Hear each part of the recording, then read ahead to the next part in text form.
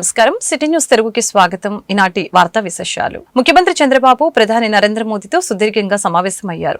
రాజధాని అమరావతి పనుల్ని ప్రారంభించడానికి రావాలంటూ ఆహ్వానం పలికారు. ఢిల్లీలోని ప్రధాని నివాసానికి చేరుకున్న చంద్రబాబు ఆయనతో గంటల పాటు సమావేశమయ్యారు. అమరావతి పునఃప్రారంభం 2025తో కూడిన ఆహ్వాన పత్రాన్ని సమర్పించి రాష్ట్ర రాజధాని భవిష్యత్తు అవసరాలు తీర్చిదిద్దే నగరంగా ఎలా తీర్చిదిద్దునున్నది ప్రజెంటేషన్ ద్వారా వివరించారు. అమరావతిని రాష్ట్రంలోని 26 జిల్లా వాసుల అవసరాలను తీర్చే నగరంగా తీర్చిదిద్దుతున్నామని వివరించడం జరిగింది. విద్య, వైద్యం, ఉపాధి అవకాశాలు కల్పించే అక్షయ పాత్రలా తయారు చేయాలన్నదే ముఖ్య ఉద్దేశమని చెప్పారు. మత్స్యకారుల జీవితాల్లో వెలుగులు నింపేందుకు ఎన్డీఏ ప్రభుత్వం కృషి చేస్తుందని సీఎం చంద్రబాబు తెలిపారు. ఎన్ని ఇబ్బందులు ఉన్నా వారి సమస్యల్ని పరిష్కరిస్తామని అన్నారు. మత్స్యకారుల సేవలో పేరుతో మత్స్యకార భరోసా పథకానికి చంద్రబాబు శ్రీకారం చుట్టారు.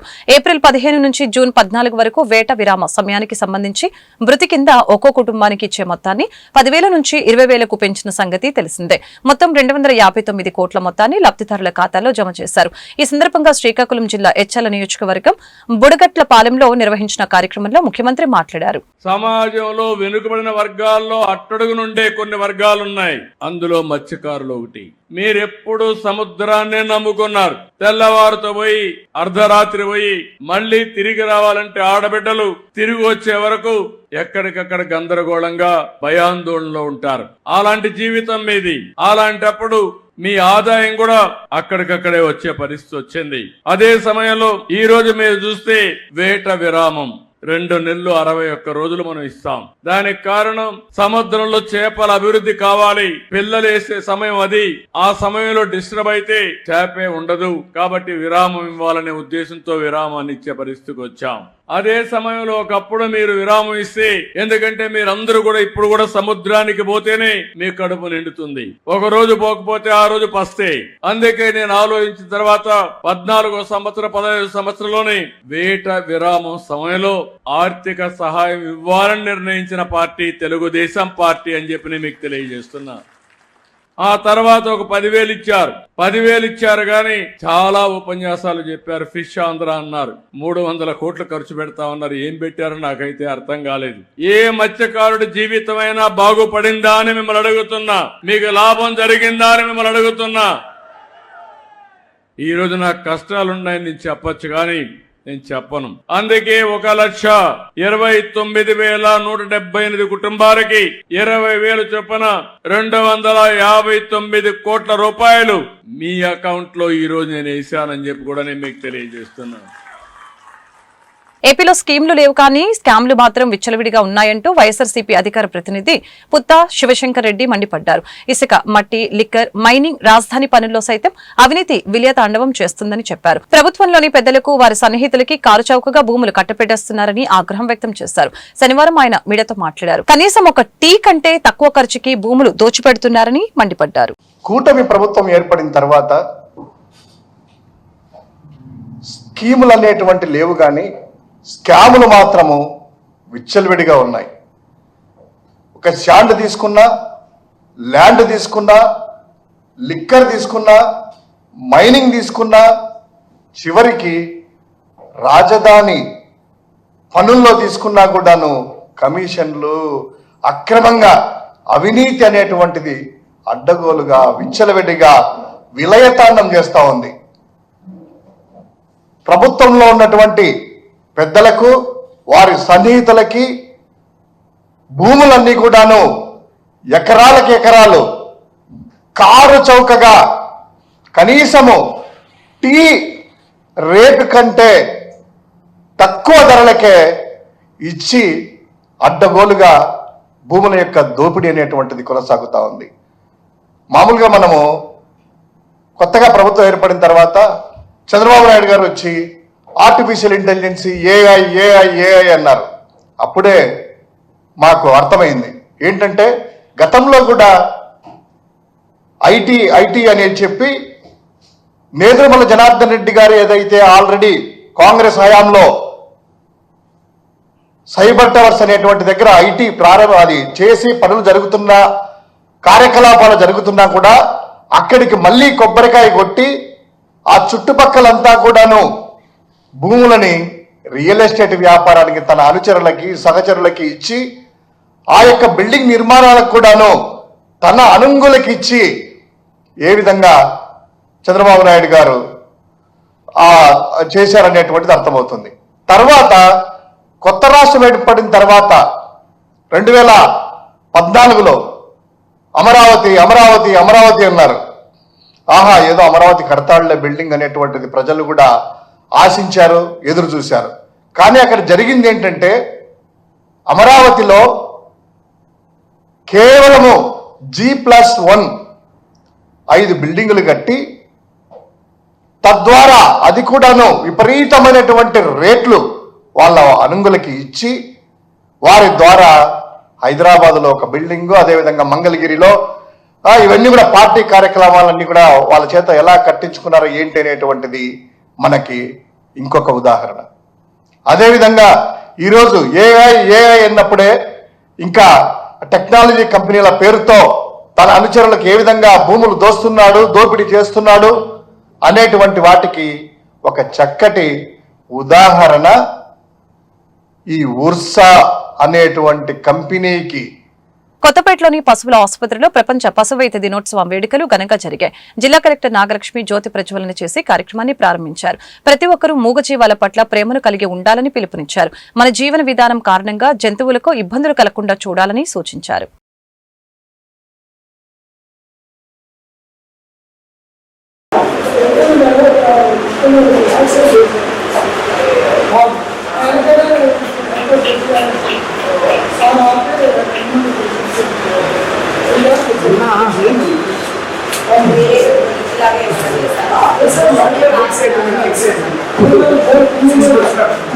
కొద్ది పక్కన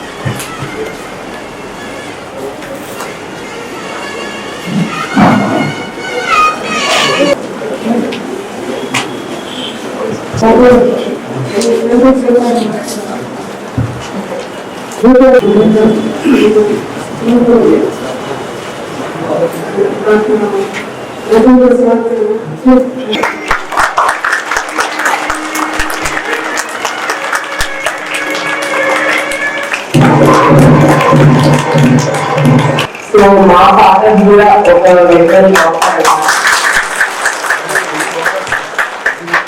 ఆయన సెలవులో వెటరనరీ సైన్స్ కంప్లీట్ చేసుకున్న తర్వాత కొడైకెనాల్ తర్వాత తమిళనాడు మధురై ఏరియాస్ లో ఒక 3 to 4 years డాక్టర్గా సర్వ్ చేశాక తర్వాత ఇన్సూరెన్స్ లో యానిమల్ ఇన్సూరెన్స్ లో భాగంగా ఇన్సూరెన్స్ కంపెనీ జాయిన్ అయ్యి తర్వాత అట్లా వెటరనరీ ఇన్సూరెన్స్ సైడ్ వచ్చారు.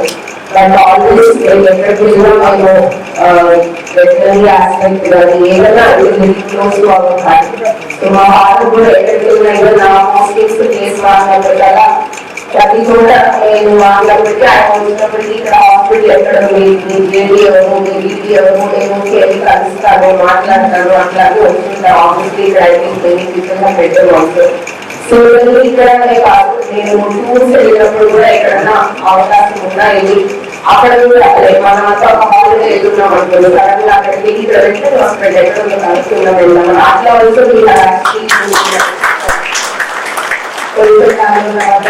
మీరు మణికరంలో ఒక ప్లేస్ ఎక్కడెక్కడ just apart from other tourist activities అక్కడ ఇలా హాస్పిటల్ వెళ్ళి విజిట్ చేయడం. పశువైద్య దినోత్సవం సందర్భంగా జిల్లా పశుసంవర్ధక శాఖ జాయింట్ డైరెక్టర్గా మరి అందరూ వెటనరీన్స్ అంటే డాక్టర్స్ అలాగే వెటనరీ టెక్నీషియన్స్ సపోర్టింగ్ స్టాఫ్ పారా సిబ్బంది అందరికీ కూడా ఈ సందర్భంగా శుభాకాంక్షలు.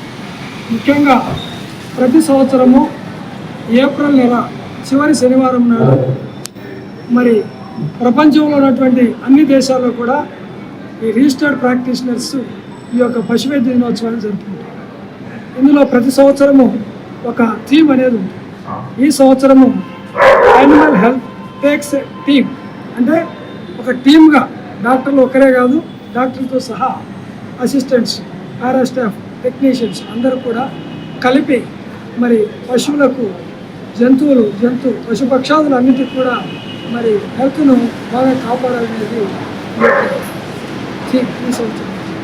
మరి ముఖ్యంగా మన జిల్లా వరకు వస్తే మరి గౌరవ కలెక్టర్ గారు ఈరోజు ఈ కార్యక్రమాన్ని మరి ప్రారంభించారు, జ్యోతి ప్రజ్వలన చేసి.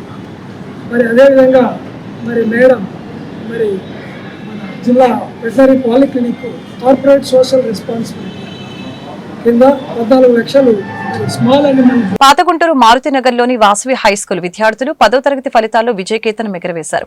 పద్మజ అనే విద్యార్థిని 600కి గాను 582 మార్కులు సాధించారు. అదేవిధంగా 500కి పైగా 25 మంది విద్యార్థులు మార్కులు సాధించారు. వీరితో పాటు పరీక్షకి హాజరైన వారు 100కి 100% ఉత్తీర్ణత సాధించారు. ఈ సందర్భంగా వాసవి స్కూల్ డైరెక్టర్ డొక్కు శ్రీనివాసరావు ఉత్తీర్ణత సాధించిన విద్యార్థుల్ని అభినందించారు. సమిష్టి కృషి ద్వారానే ఉత్తమ ఫలితాలు సాధించడం జరిగిందని చెప్పారు. క్రమశిక్షణ, నాణ్యమైన విద్యా బోధనతో నిరంతరం ఇలాంటి ఫలితాలు సాధిస్తామని ఆయన వెల్లడించారు.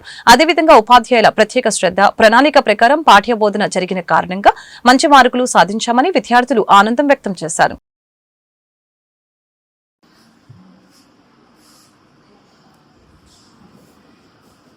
పాతగుంటూరు మారుతినగర్ 2వ లైన్లోని వాసవి హై స్కూల్ విద్యార్థులు ఎస్ఎస్సి 2025లో విజయవంతంగా ముగించినందుకు చాలా ఆనందంగా ఉంది. 600కు గాను 582 మార్కులు అత్యధికంగా సాధించి హాజరైనటువంటి ప్రతి విద్యార్థులందరూ కూడా చక్కని ఫలితాలు సాధించడమే కాకుండా 27 మందికి సగానికి పైగా 500 మార్కులు క్రాస్ అయినందుకు చాలా ఆనందంగా ఉంది. ఈ విషయాల్లో సహకరించినటువంటి మా సైకాలజిస్ట్ సుబ్బారావు చంద్రశేఖర్ గారికి కానివ్వండి, మా అధ్యాపక బృందం మొత్తానికి, అలాగే మా ప్రిన్సిపల్ మేడం పద్మజ గారికి అందరికీ ధన్యవాదాలు తెలియజేస్తున్నాను. ఈ కార్యక్రమం ఇంత దిగ్విజయంగా కొనసాగడానికి సహకరించినటువంటి విద్యార్థుల తల్లిదండ్రులకు కూడా మనస్ఫూర్తిగా ధన్యవాదాలు తెలియజేస్తున్నాను. నా పేరు పద్మజ. నేను శ్రీ వాసవి హై స్కూల్లో 7 years గా చదువుతున్నాను.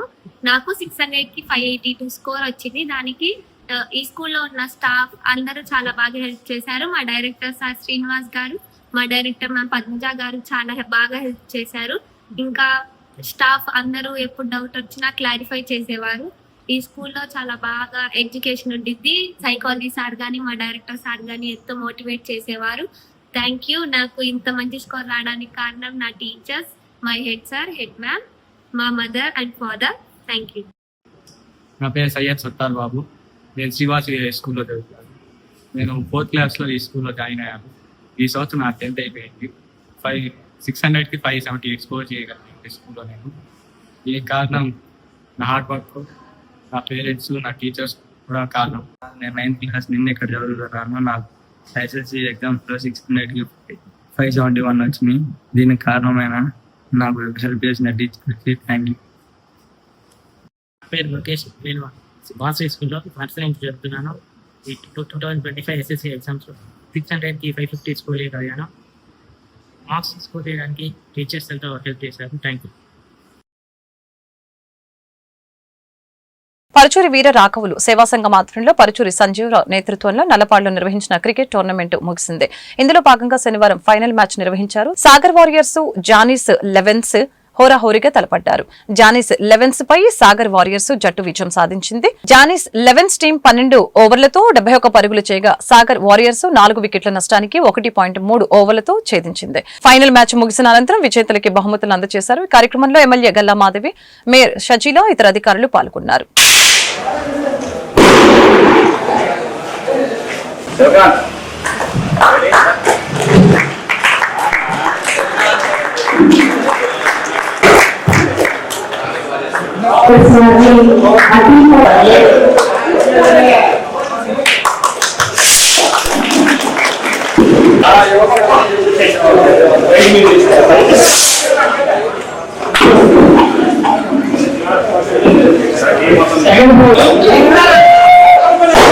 ప్లేయర్స్ కూర్చోండి.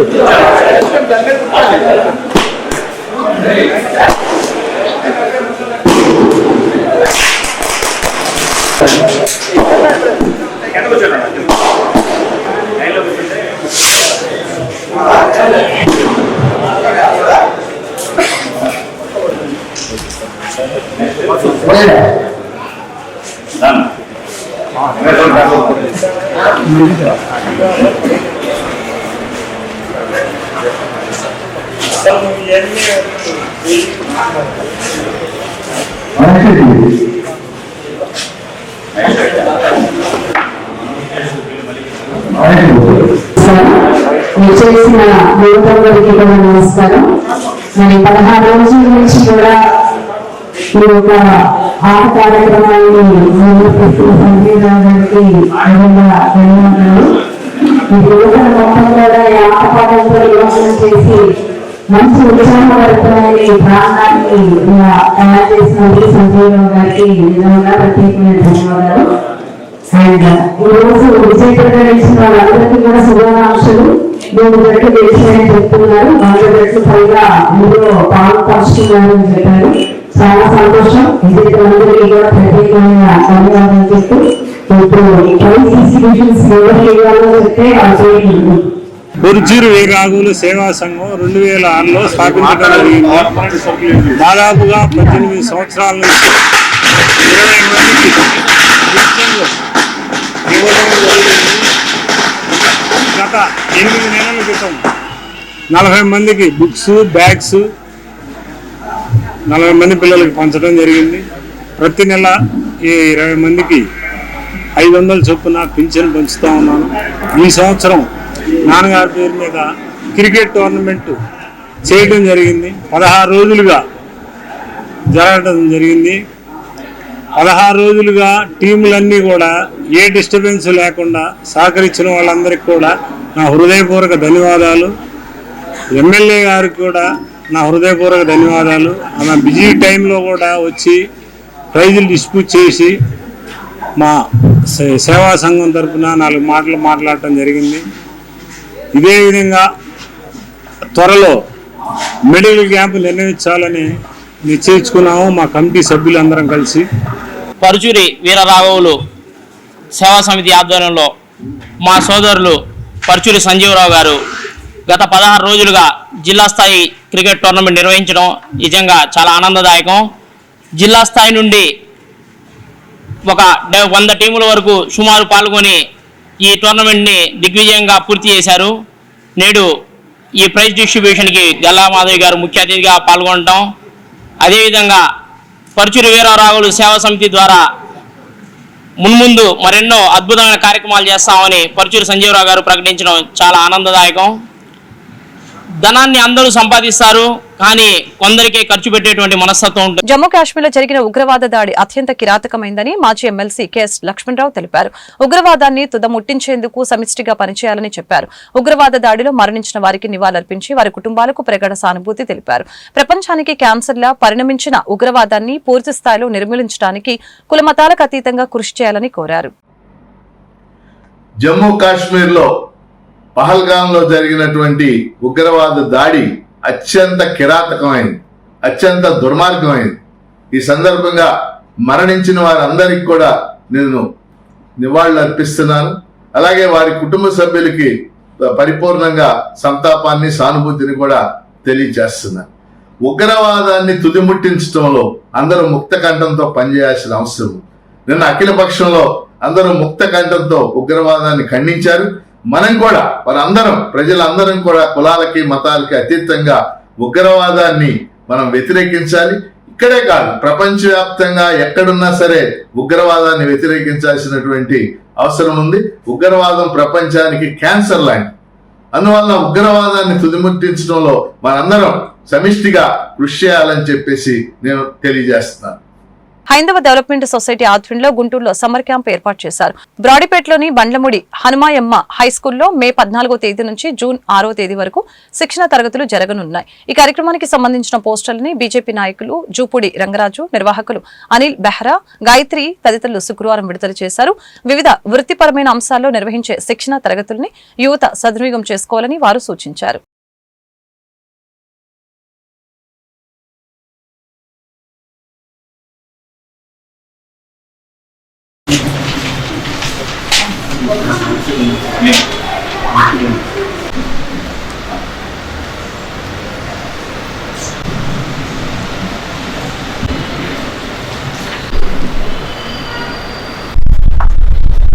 సమ్మర్ క్లాసెస్ నిర్వహించడంలో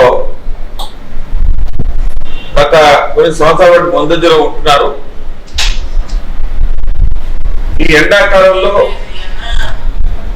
పిల్లలకు సెల్ఫ్ డెవలప్మెంట్, సెల్ఫ్ ఎంప్లాయ్మెంట్, వారికి ఉండేటువంటి స్కిల్స్ బయటికి తీసి నేర్పించి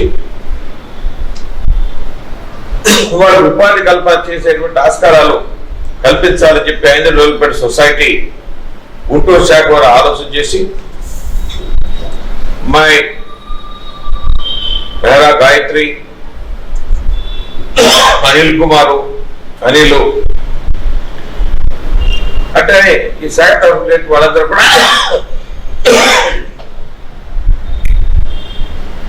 అనేక క్లాసెస్ నిర్వహించాలనే ఉద్దేశం పైన భగవద్గీత శ్లోకాలు నేర్పించడంలోనూ చిన్నపిల్లలకి, అంటే ఈ మధ్య మామూలు ఆంధ్రాలో ఉండేటువంటి ఫుడ్స్ కాస్త కొంచెం మారిపోయింది, కల్చర్ మారిపోయింది.